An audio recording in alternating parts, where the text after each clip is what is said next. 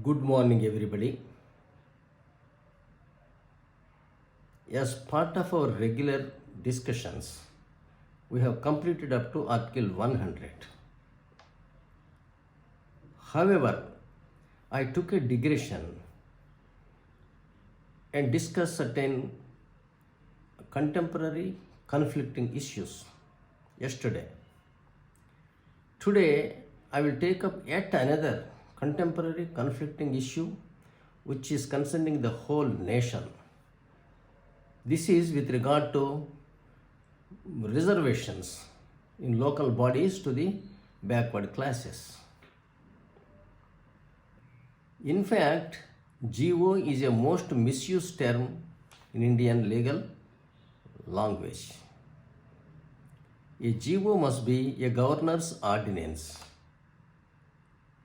under Article 213, which should be issued only when the assembly is in recess and when there is urgency of the matter.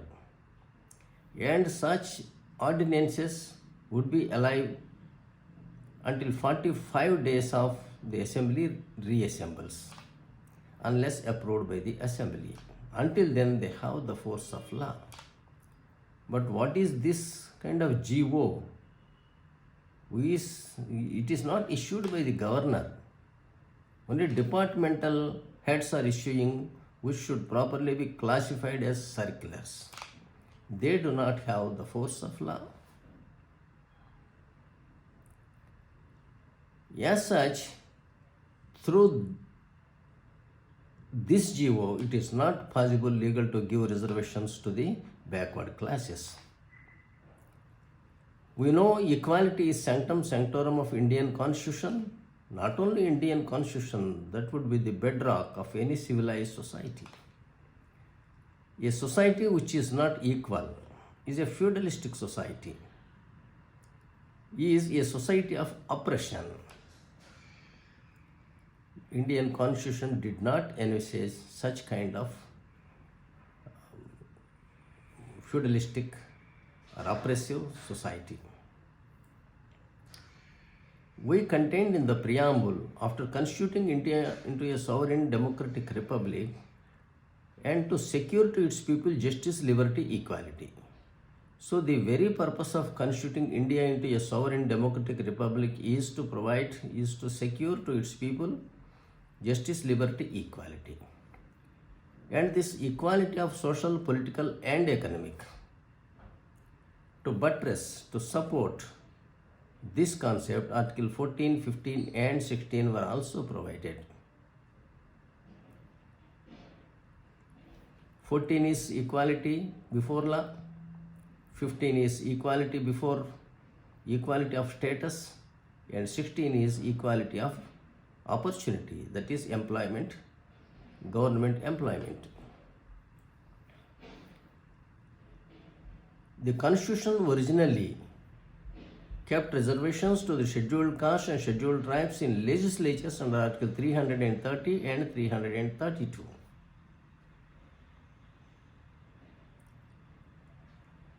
For 20 years. Whereas reservations in employment, government employment, comes under Article 16. 16 clause 4 is an exception which says that if any caste is not adequately represented in government employment, such caste would be added into the BC list, in the sense backward class list, not backward castes list, and they will be provided employment. Here the BC means it is backward class, not backward caste. We should not call any caste as backward caste. If you call any caste as backward caste, it is an insulting word, derogatory. No caste as such is backward. Only when a particular caste is not adequately represented in government employment, that caste will be added in the backward class list under Article 16.4, and reservation in employment will be provided. Dr. Ambedkar has not provided reservations in employment in the name of the group names, scheduled caste or scheduled tribe. I do not mean to say that they should not get reservations. They will get reservations in jobs, but in their individual caste's name. We have studied Article 14, 15, 16, 330, 332 and 334. And now let us discuss 243D and T. These two articles were added into the Constitution through 73rd and 74th constitutional amendments during the tenure of P.V. Narasimha Rao in 1993, and they came into effect from 1994. These two clauses provided reservations to scheduled caste and scheduled tribes in local bodies, namely Gram Panchayats and municipalities.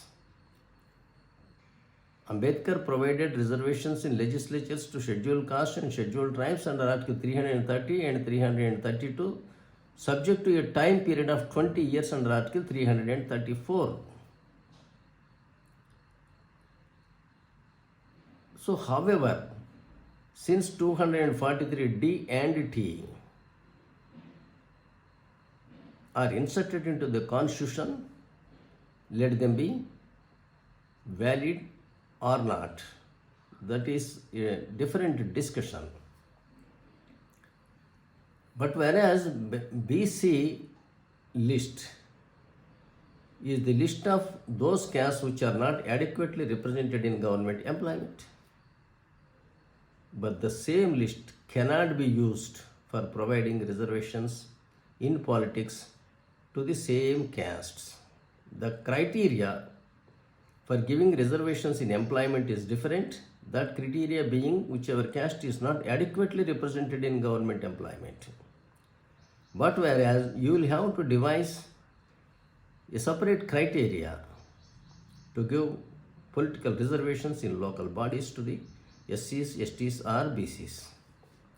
Such a thing was not done. The basic misunderstanding in Indian society is that BC means backward caste, but it is not correct. BC means backward class, the list of castes which are not adequately represented in government employment. In due course of time, some castes may be added into that list and some castes may be removed from that list.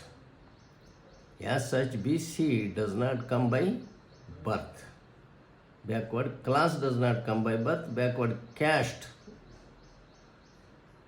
comes by birth, but we cannot call anybody as a backward caste. As an advantage to them that their backward caste, they belong to backward caste and that backwardness has been recognized based on their backwardness for generations.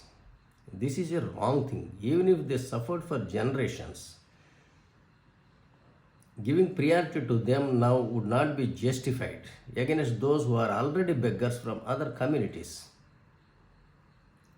Having written a beautiful constitution, the largest one in the world, having enshrined equality as sanctum sanctorum, it is not fair to discriminate people based on caste, community, creed, region, religion, language, or sex.